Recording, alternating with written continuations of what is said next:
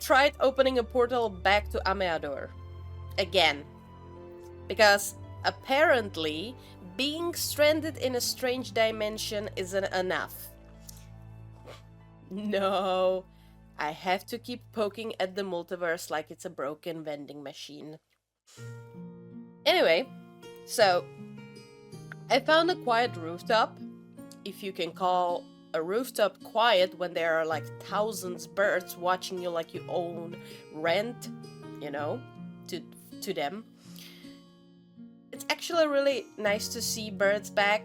You know, it's been, I was talking about it before, right? That it's been so cold and it was even snowing last week. So to see birds, actually, really cool, because I know it's spring coming, right? But anyways, I set up a proper ritual circle. I drew the portal runes with chalk and moonstone dust. Very traditional, very ancient, and very expensive.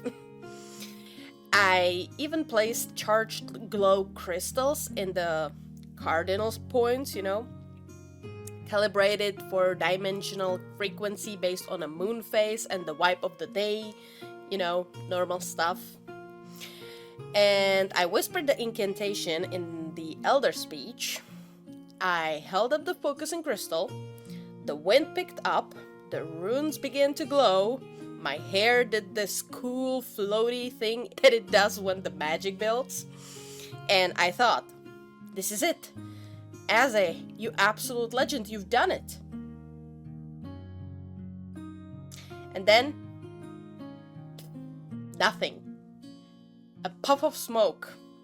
One of the crystals cracked, the ritual circle caught on fire. I have no idea why. Oh, and someone's garage door opened across the street again.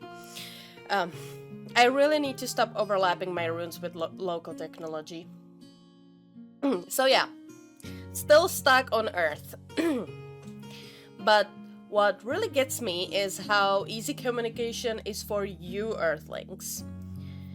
You just send a text or you video call someone.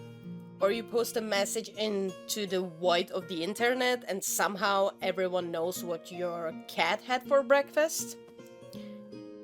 It's absurdly efficient and slightly terrifying.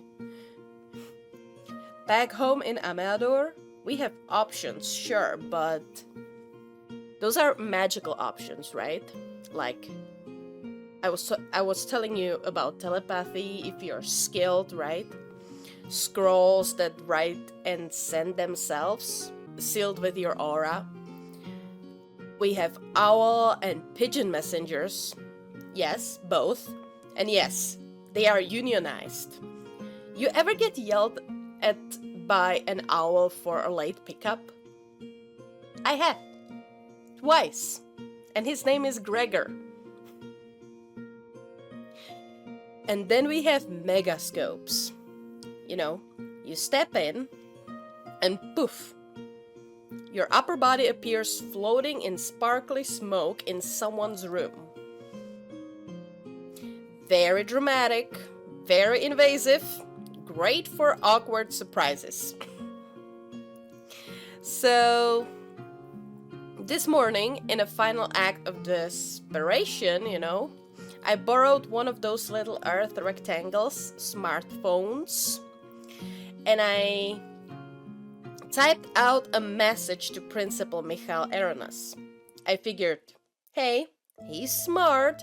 Maybe he has already figured out that I might have not listened to his warnings and got myself teleported away.